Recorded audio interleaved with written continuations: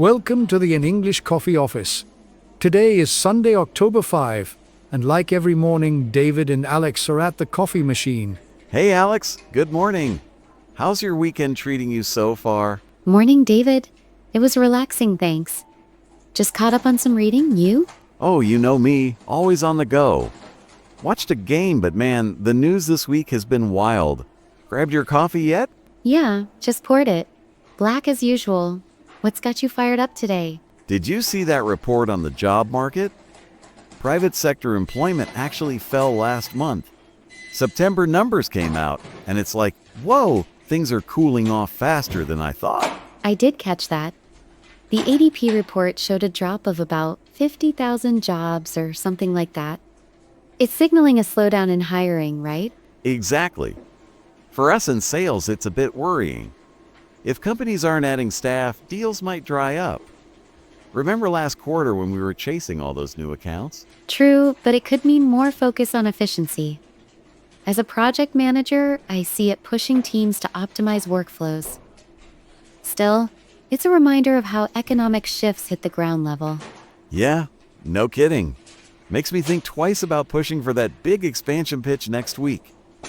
Anyway, enough doom and gloom. How's that project of yours coming along? Steady progress.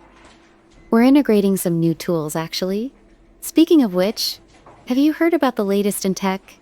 That new malaria vaccine Nubo is recommending. The one for kids? Yeah, I saw a blip on it. Sounds like a game changer for global health. It is. The RTSS vaccine combined with another one now. They say it could prevent hundreds of thousands of cases a year in Africa. It's not just medical. It's a tech breakthrough in vaccine delivery. Practical stuff. Imagine if we had that kind of innovation in sales tech. Prevent deals from falling through.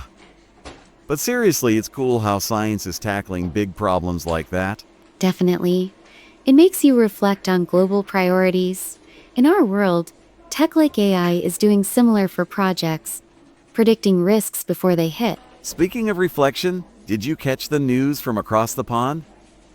That appointment in the Church of England. You mean Sarah Mullally becoming the Archbishop of Canterbury?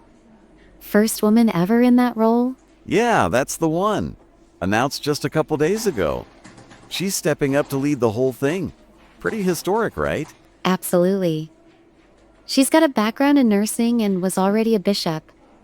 This could bring a fresh perspective to the church, especially on social issues. I bet. In our office, we could use a bit of that fresh air sometimes. All these meetings, same old faces. But hey, it's inspiring to see barriers breaking. It is. Society's changing and institutions have to adapt. Makes me think about diversity in leadership here at work. Totally. Remember when we got that new team member last year? Shook things up for the better.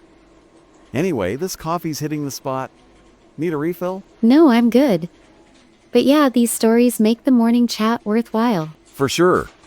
Oh, back to the jobs thing. I read it might affect consumer spending too.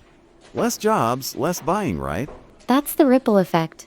Economists are watching inflation data closely now. If hiring stays weak, the Fed might adjust rates sooner. Practical impact. Our clients might tighten budgets. I've got a call with one today, gonna probe a bit on their plans. Smart move. Preparation is key in project planning too. On the vaccine, it's interesting how partnerships between countries sped it up. Yeah, collaboration wins. Like our cross-department teams. Without that, projects drag. Exactly. And the Archbishop news, it's about representation. Women in top roles changing narratives. Spot on.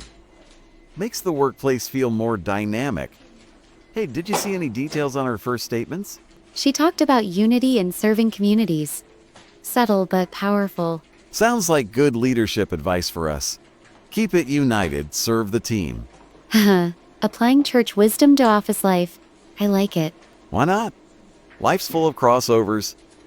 Anyway, that employment dip, hope it doesn't hit our bonuses. Fingers crossed, but it pushes innovation, which is positive long term. Optimist as always.